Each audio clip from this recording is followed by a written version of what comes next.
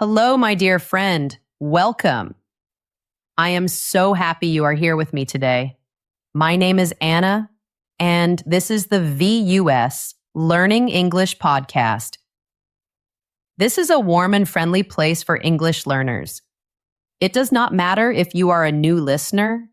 It does not matter if you are a returning listener. You are welcome here. I am so grateful you chose to spend your time with me. Thank you for listening. Today we are going to talk about something very important. We will talk about learning, and we will talk about how to understand anything you want fast. Does that sound good? I hope so. If you enjoy our time together, please think about liking this episode or subscribing to our channel. It is a small click for you, but it is a very big help for us. It helps our little family grow, and it helps us reach more beautiful learners just like you. Before we start, I want to know where you are.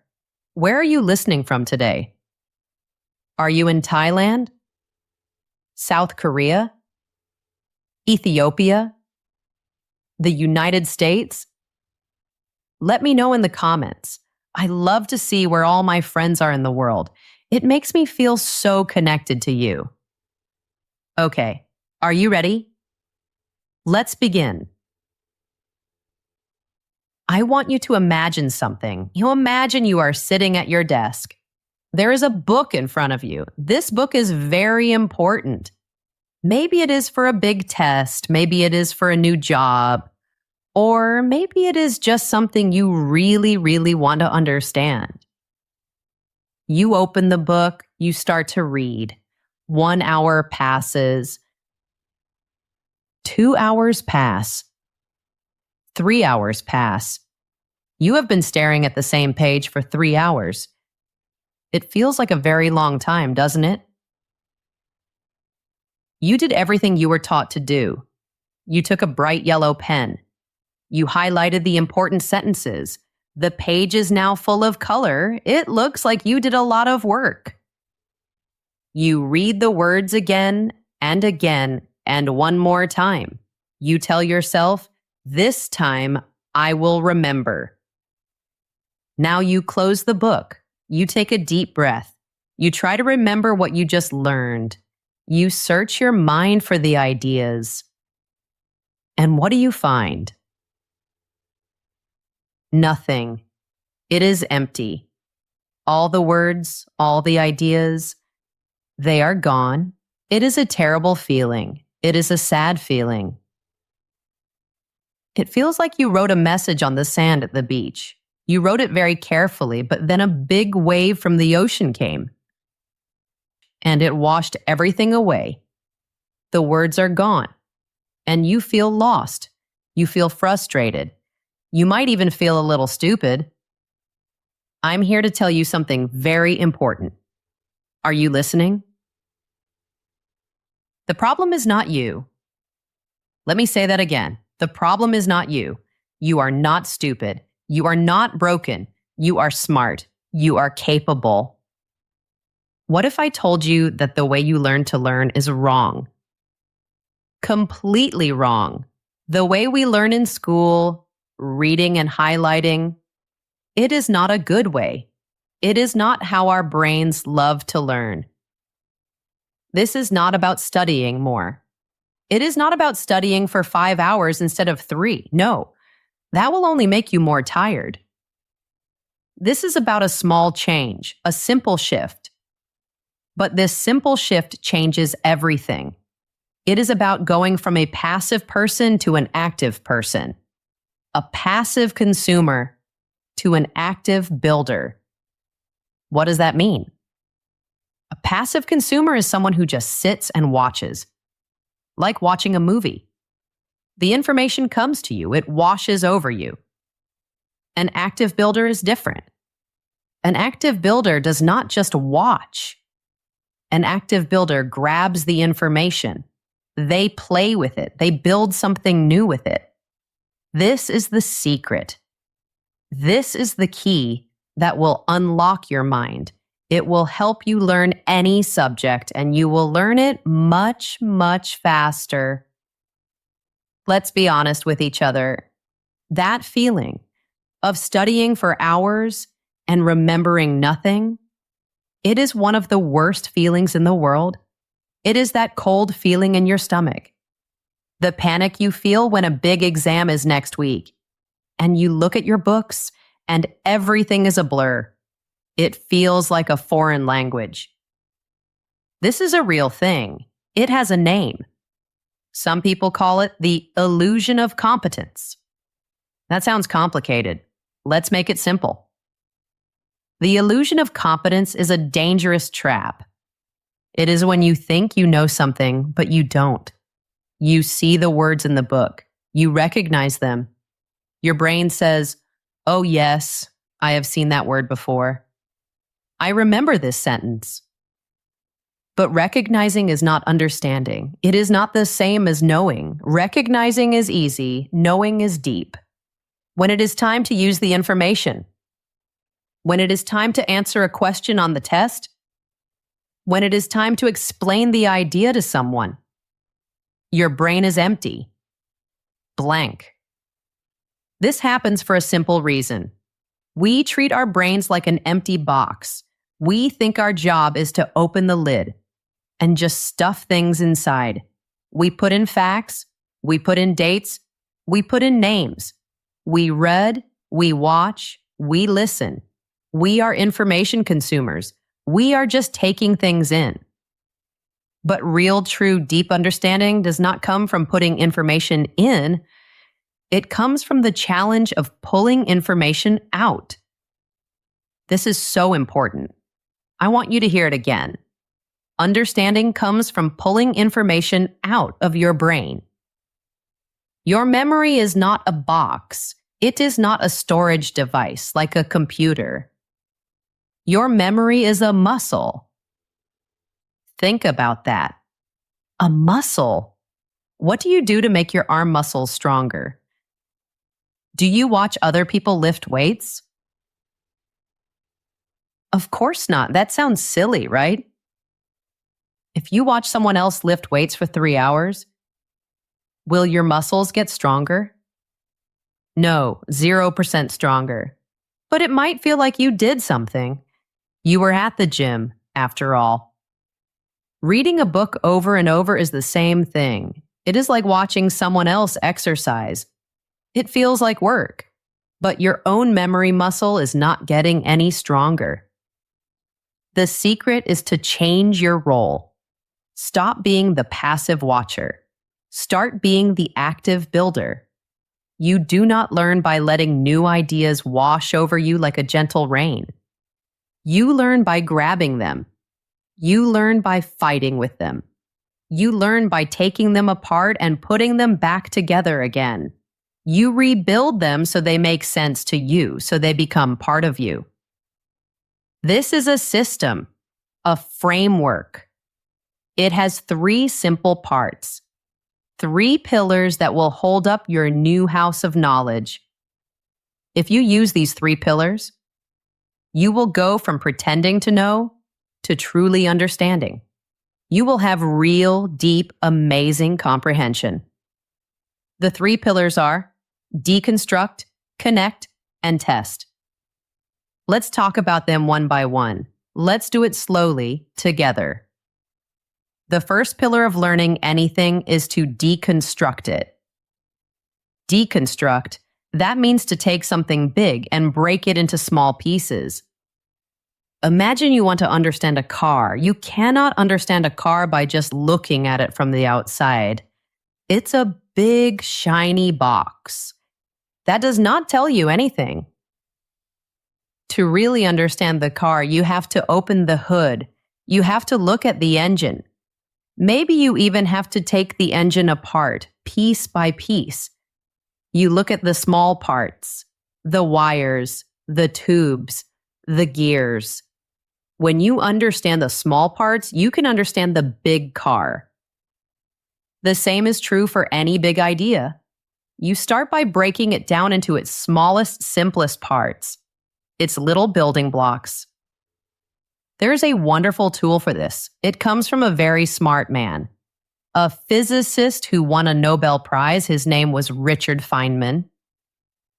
This man was a genius, but his real genius was not just in understanding difficult things. It was in making crazy, complex ideas seem simple. He believed that if you cannot explain something in simple words, you do not really understand it. Think about that. If you use big, fancy words to explain something, you might be hiding. You might be hiding that you don't really get it. But if you can make it simple, then you truly own the idea.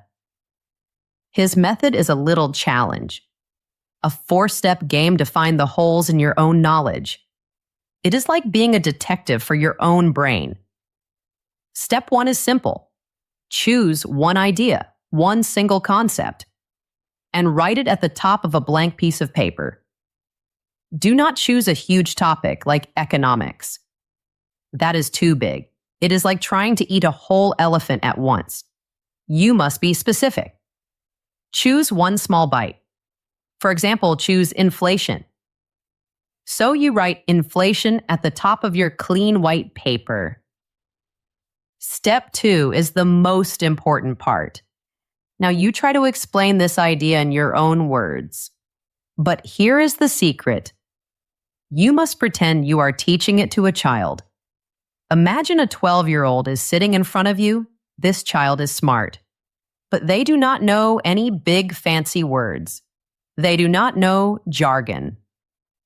So you cannot just say a definition from a book.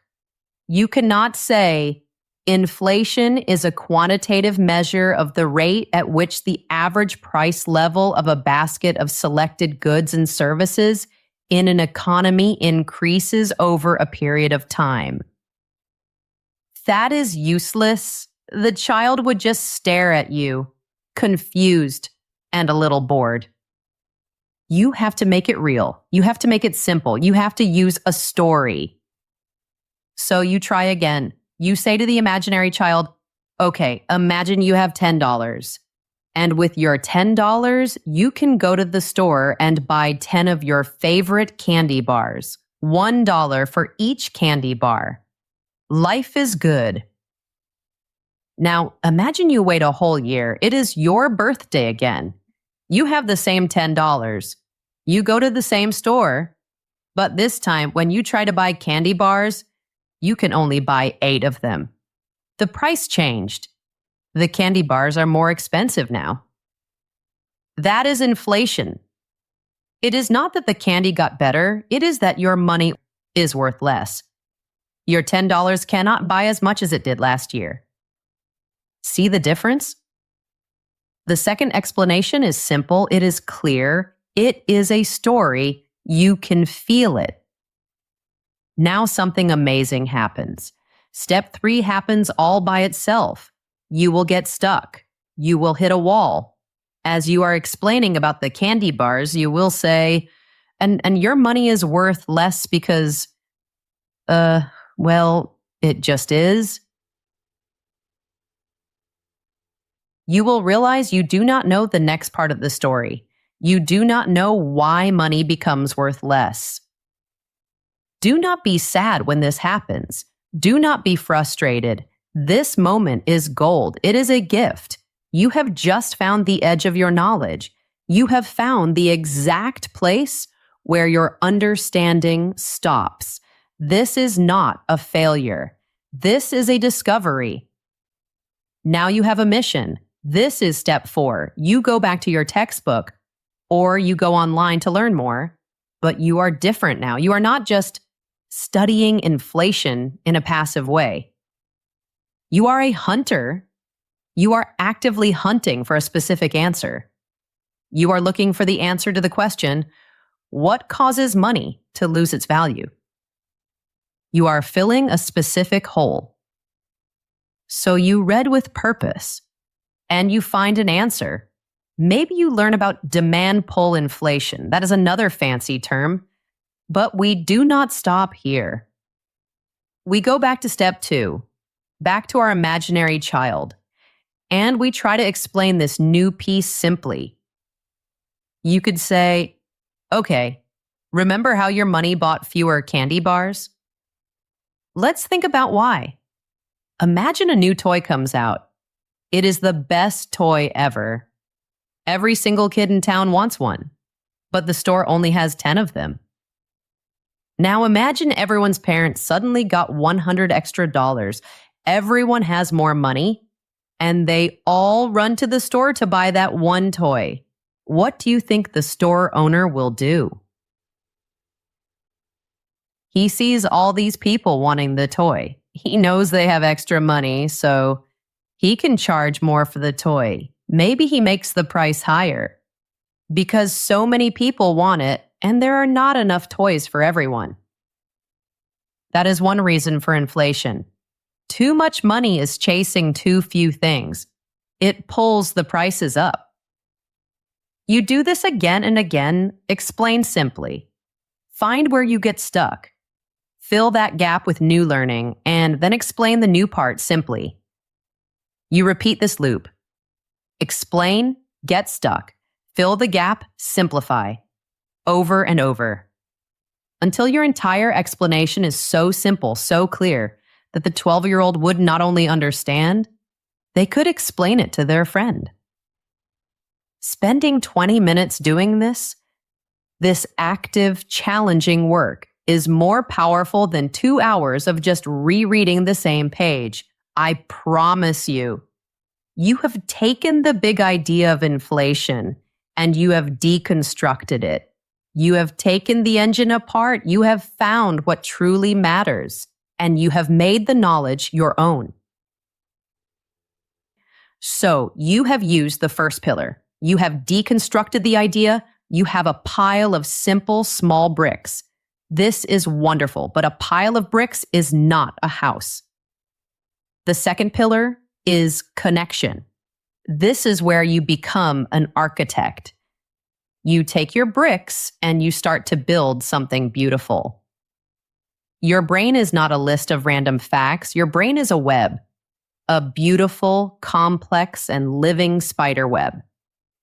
Every time you learn something new, it is like adding a new thread to the web. The new idea is not floating alone.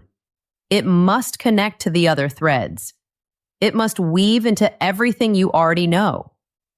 The more connections a new idea has, the stronger it is. The more paths lead to that idea, the easier it will be for you to find it later, when you need it for a test or a conversation. So how do we build these connections quickly and strongly? There are 2 amazing tools for this. The first tool is using analogies. The second tool is building mental models. Let's talk about analogies first. An analogy is when you say something is like something else. You connect a new, strange idea to an old, familiar idea. This makes the new idea feel less scary, less abstract. For example, when you first learned about an atom in school, what did your teacher say? They probably said an atom is like a tiny solar system. The nucleus is the sun in the center, and the electrons are like little planets that circle around it. Now, is an atom really like a solar system? Not really. Scientists know it is much more strange and complicated. But that is okay. The analogy is not meant to be perfect. It is a starting point. It is a bridge. It connects the new idea of an atom to something you already understand very well, the sun and planets. It gives you a picture in your mind, a place to begin. You can use this for anything you learn. When you hit a difficult abstract concept, just stop, take a breath, and ask yourself this magic question. What is this like? Imagine you are trying to learn about business, and you read the words balance sheet. It sounds boring and complicated. Assets, liabilities, equity. What are these words? Don't just try to memorize the definitions. That is passive. That is weak. Let's be active builders. Ask the magic question. What is a balance sheet like? Well, it's like your own money. It is like your personal finances. A company has stuff that is valuable. These are its assets. What are your assets? Well, maybe you own a laptop or a phone or a car. Those are your assets. A company also owes money to other people. These are its liabilities. What are your liabilities? Maybe you have some credit card debt or a loan you need to pay back. Those are your liabilities. Now, in business, the difference between what a company owns, assets, and what it owes, liabilities, is called equity. It is the part the company truly owns. What is that like for you? It is your net worth. It is the value of your laptop and phone minus your credit card debt. It is what you are worth in financial terms. Do you see what happened? Suddenly, balance sheet is not a scary, abstract idea. You connected it to your own life. You built a bridge from a business concept to your own wallet. It is now a part of your web. It is strong. You will not forget it. The second tool for connection is building mental models. A mental model is your brain's big picture of a topic. It is the map of the world you're exploring. Trying to learn new facts without a mental model is a nightmare. Imagine I give you a puzzle, a 1,000-piece puzzle, and I tell you to build it, but I do not give you the picture on the box. How would that feel? It would be so slow, so painful. You would look at each tiny piece, a piece of blue sky, a piece of a red roof. You have no idea where they go. You have to try every single spot. It would take forever. You would probably give up. Now, what if I give you the picture on the box? Everything changes. Now you have a map. You can see the big picture. You can see that the blue pieces go at the top for the sky. The red pieces go together to make a house. The green pieces go at the bottom for the grass. Having the picture on the box makes the puzzle fun. It makes it possible. A mental model is the picture on the box for learning. It is the skeleton that you will put the meat on later. So, how do you build a mental model fast? It is very easy. Before you start reading a new chapter in a book, or before you start a new course, spend just 5 or 10 minutes on a quick flyover. What does that mean? Do not read every word, just look at the structure. First, read the title of the chapter. What is it about? Then, read the introduction, the first 1 or 2 paragraphs. The author usually tells you what you're going to learn.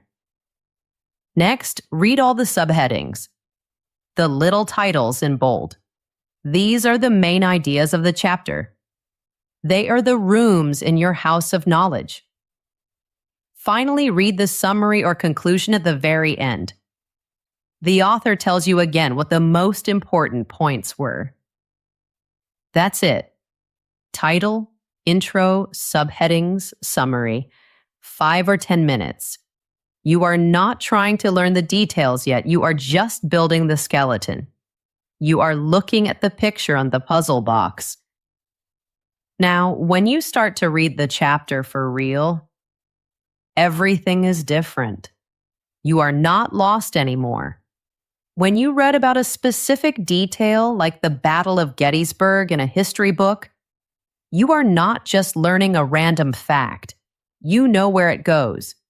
You think, I saw the subheading, Key Battles of the War. This must be one of them. The new information has a home.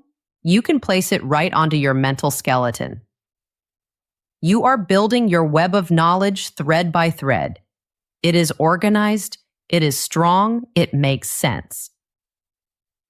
So we have our first two pillars. First, we deconstruct. We break big ideas into small, simple pieces. Second, we connect. We use analogies and mental models to weave those pieces into our brain. Now for the final pillar, the most important one, the one that makes the knowledge stay forever. The third pillar is testing. If deconstruction is taking the machine apart, and connection is seeing how the parts work together, then testing is trying to rebuild the entire machine from memory. This is what makes your knowledge permanent. This is where the magic really happens. This is a technique called active recall. Active recall means one simple thing: pulling information out of your brain without looking at the answer. It is the complete opposite of what most people do. Most people just reread their notes. They read the highlighted sentences again and again. This is passive review. And the science is very, very clear on this. Rereading is almost useless. It is a waste of your precious time. It gives you the illusion of competence, but it does not build real memory. Active recall, on the other hand, is like a superpower for your brain. It is the workout for your memory muscle. There have been studies on this. Scientists found that students who use active recall to study can remember over 50% more information than students who just reread their notes. 50%. Imagine that for the same amount of study time. You could remember half as much again. That is the difference between passing and failing.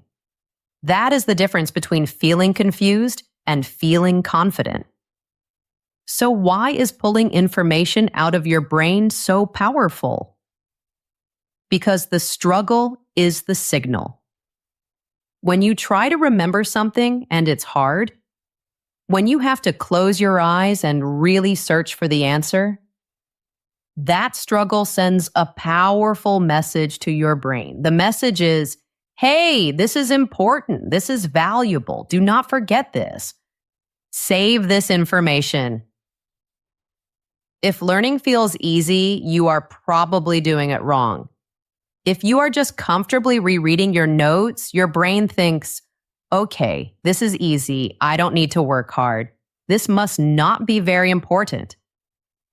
The struggle is the entire point. The effort is what builds the strong connections in your memory. So how do we practice this? How do we do active recall?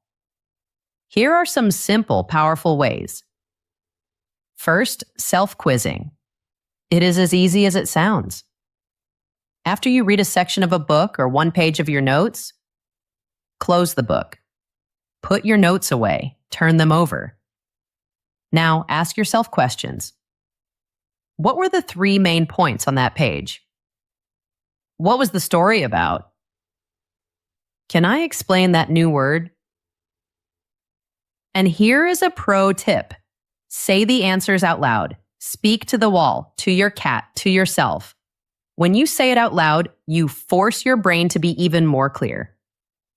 A second, even more powerful technique. I love this one. It is called the blank sheet method. It is very simple, but very honest. The day after you study a topic, so you studied inflation yesterday.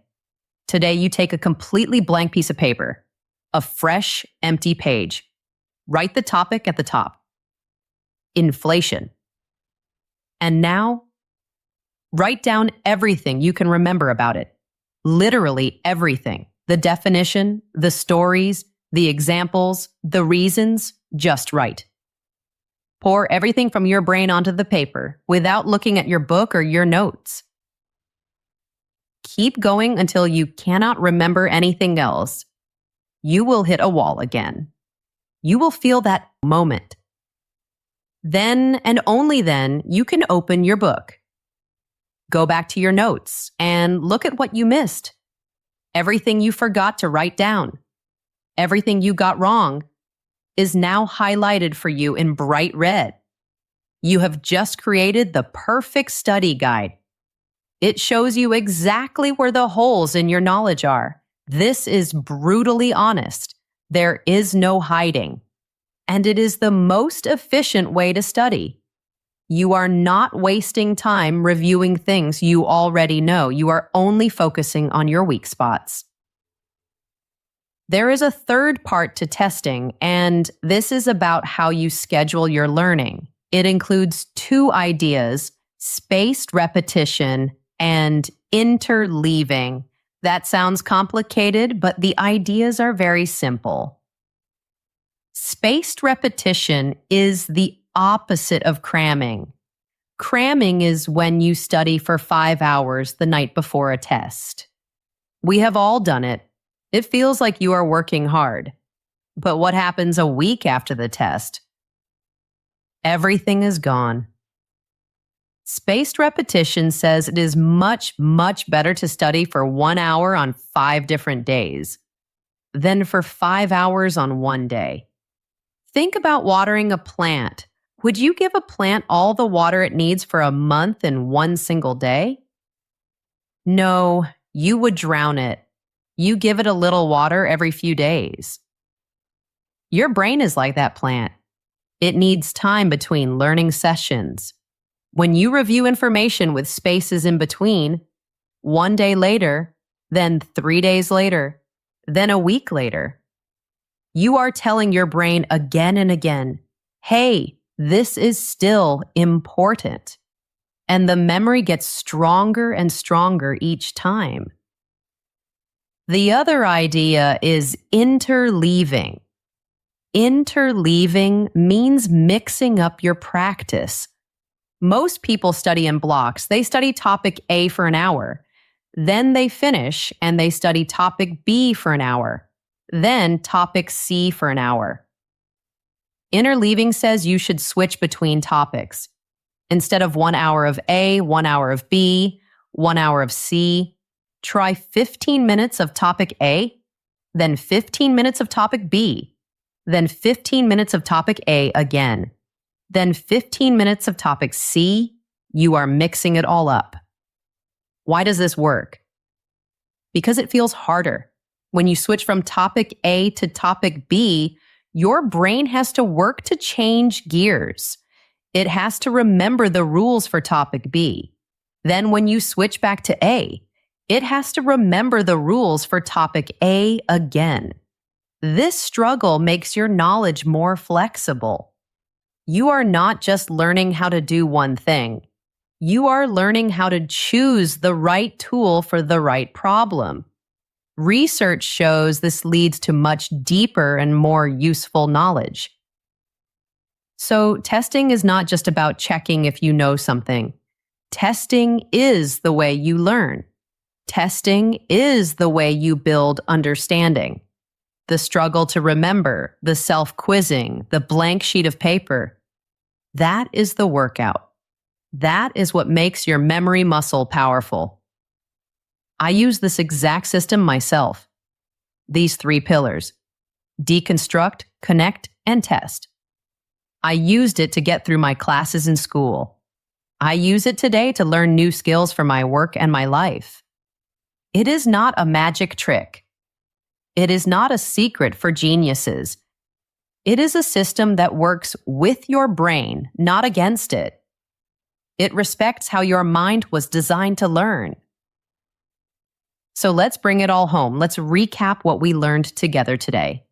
The way to understand anything fast is not about being born with a better memory. It is about a choice. The choice to throw out the old, broken way of learning. The way that makes you feel frustrated and tired. And instead, to use a new framework. A system that works. First, you deconstruct. You become a detective. You take big, scary ideas and you break them into tiny, friendly pieces. You explain them so simply that a child can understand. Second, you connect. You become an architect. You use analogies to build bridges to what you already know. You build mental models to create a skeleton for your knowledge. You turn random facts into a beautiful, strong web of understanding. And third, you test.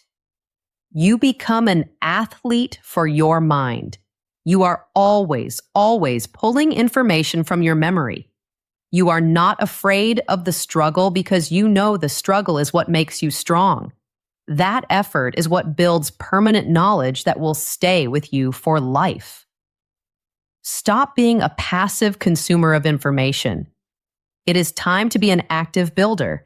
It is time to take control of your own learning. The next time you open a book, the next time you watch a lesson, do not just read it.